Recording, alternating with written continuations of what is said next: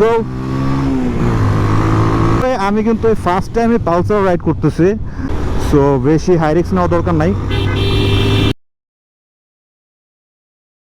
So right now এখন আমি আছি হলো লাউর, আমার সাথে আছে পালসার। অনেক তো দেখছেন V3 সো চলেন আজকে একটু নতুন কিছু টেস্ট দিই আপনাদের।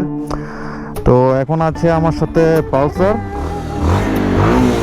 চলেন একটু রাইড করে দেখা যায় পালসারের রাইডিং স্টাইল, রাইডিং এক্সপিরিয়েন্স কিরকম। Let's go. ও ও ও আই থিঙ্ক আপনারা মানে V3 রাইড দেখতে দেখতে মনে হয় একদম পুরো বোর হয়ে গেছেন। সো এই জন্য আজকে আপনাদের কাছে নিয়ে আসছি একটু নতুন কিছু, দেখা যাক নতুন কিছুর এক্সপিরিয়েন্স কিরকম।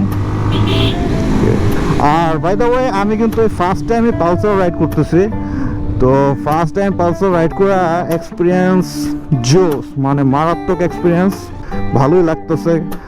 আর V3 থেকে পালসারে যে জিনিসটা বুঝতে পারলাম, এইসব কমিউটার সেগমেন্টের গাড়িগুলা যথেষ্ট স্মুথ আমাদের স্পোর্টস গাড়ির থেকে। হাইওয়েতে রাইড করতে পারলে আর একটু ভালো লাগতো, যেহেতু এলাকার রোডে আছে, এই যে চাচি মাচিরা আয়ার পরে চিপা চাপা দিয়া। আচ্ছা এলাকা থেকে বের হয়ে চলেন হাইওয়েতে একটা ছোটখাটো একটা টান দেই। ফাইনালি রোডে উঠে গেছি, চলেন একটা টান দেই পালসার।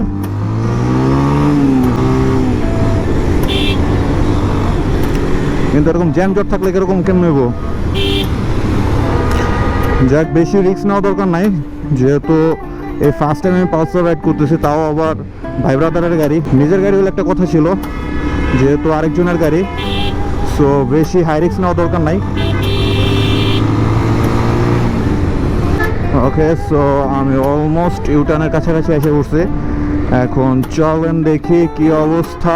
আজকে পালসারের দম দেখা যাবে, দম না অবশ্য, কারণ এই রোডে তো এরকম ফুল দমে টানা যাবে না, যতটুকু সম্ভব ততটুকুই পুশ করব, এর থেকে বেশি পুশ করা তো সম্ভব না।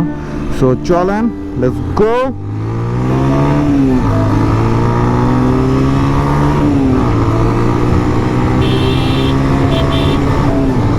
বাবা 73 80 রেডি পিক আপ তো ভালোই।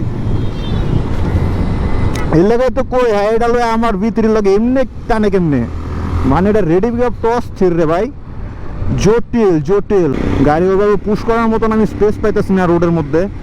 সো ভাবতেছি ভিডিও শেষ করে দেই। বাই বাই, টেক কেয়ার, আল্লাহ হাফেজ।